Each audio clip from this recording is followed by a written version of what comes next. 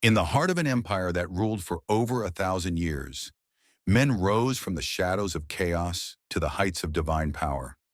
They shaped the world as we know it, through war, reform, intrigue, and glory. These are the greatest emperors of Rome, the men who held the world in their hands. Augustus, 27 BC, 14 AD. It all began with Augustus. Born Gaius Octavius, he was the adopted son of Julius Caesar. After Caesar's assassination, Augustus waged political war against Mark Antony and Cleopatra, ultimately emerging as the sole ruler of Rome. With unmatched brilliance, Augustus ended the bloody civil wars and ushered in the Pax Romana, 2 centuries of peace and prosperity. He reformed the military, the treasury, and the Senate. Though he held absolute power, he called himself princeps, the first citizen. Rome was no longer a republic, it was now an empire, and Augustus was its godfather. Trajan, 98 to 117 AD. When Trajan took the throne, Rome was strong.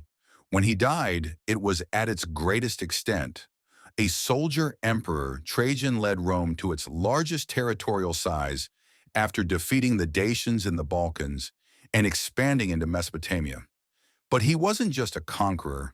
He built monumental works like Trajan's Market and the awe-inspiring Trajan's Column, a timeless record of his victories. The Senate named him Optimus Princeps, the best ruler, a title few dared to challenge. Hadrian, 117 to 138 AD, where Trajan expanded, Hadrian consolidated. The empire had grown too large to control, and Hadrian knew it. Instead of conquest, Hadrian focused on fortifying the borders. He traveled across the empire, inspecting provinces and securing frontiers. His most famous legacy? Hadrian's Wall, stretching across Britain to hold back the northern tribes. He was a philosopher king, a patron of art, and an architect. Under his rule, Roman culture flourished like never before. Marcus Aurelius, in 161 to 180 AD, a philosopher on the throne. Marcus Aurelius was more than an emperor. He was a stoic, a thinker, a reluctant ruler who never sought power, but carried it with dignity. Despite constant wars against Germanic tribes and the Antonine Plague ravaging the empire, Marcus wrote Meditations, one of history's most profound works on self-discipline and virtue. He led from the front and ruled with wisdom, earning his place as one of the 5 good emperors, and the last of them. Constantine the Great, 306 to 337 AD, a vision of a cross in the sky, the words, "In this sign, conquer." Constantine changed the fate of Rome and the world. He was the first Christian emperor, ending centuries of persecution and legalizing Christianity with the Edict of Milan. He defeated his rivals, reunited the empire, and moved its capital to Byzantium, renaming it Constantinople. He laid the foundation for the Byzantine Empire, which would last for another 1,000 years. Constantine wasn't just great, he was transformational. Diocletian, 284-305 AD. Before Constantine, Rome teetered on collapse. Then came Diocletian. Facing a crumbling empire plagued by invasion, inflation, and instability, Diocletian restructured everything. He introduced the Tetrarchy, dividing the empire into East and West with co-emperors.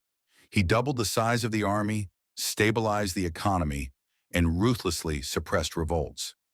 Though his persecution of Christians would later be reversed, Diocletian's reforms gave Rome another century of survival. He was the only emperor who voluntarily abdicated and retired to tend his gardens in peace. Vespasian, 69 to 79 AD. Rome burned in the chaos of civil war. In the year of the 4 emperors, it was Vespasian who rose from the ashes. A battle-hardened general, Vespasian restored order and founded the Flavian dynasty. He began the construction of the Colosseum, Rome's greatest monument to spectacle and engineering. Known for his wit and austerity, Vespasian rebuilt the empire's finances and gave it back its dignity after the madness of Nero. He ruled with humility and strength. Claudius, 41 to 54 AD. Considered a fool by his family, Claudius surprised them all. He stammered, he limped, and yet he became one of Rome's most effective rulers. Claudius expanded the empire into Britannia, reformed the judicial system, and undertook massive public works. He was no puppet, though his marriages proved disastrous, especially to Agrippina, mother of Nero. Claudius proved that genius can hide behind a stutter. Aurelian, 270 to 275 AD. Rome's darkest hour needed a savior. It found one in Aurelian. Barbarian invasions, breakaway empires in Gaul and the East. Chaos was everywhere. Aurelian reunited the fractured empire in just 5 years, defeating Queen Zenobia of Palmyra and the Gallic Empire. He was titled Restitutor Orbis, the restorer of the world. Fierce, decisive, and uncompromising, he brought order back with an iron fist. His reign was short, but legendary. Titus, 79 to 81 AD. Titus ruled for only 2 years, but what years they were! He oversaw the completion of the Colosseum and dealt with 2 cataclysms, the eruption of Mount Vesuvius and a massive fire in Rome. His generosity and swift response to tragedy earned him love and respect. Unlike his infamous father, Titus was adored. Upon his death, people cried, "He has perished as if he were my own son."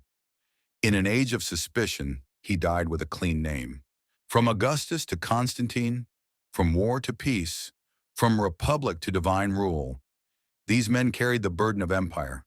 Some built, some destroyed, some dreamed, but all of them ruled a world that stretched from the sands of Africa to the forests of Britain, and their legacies still echo through the marble halls of history. These were Rome's greatest emperors, the masters of a world that once called itself eternal.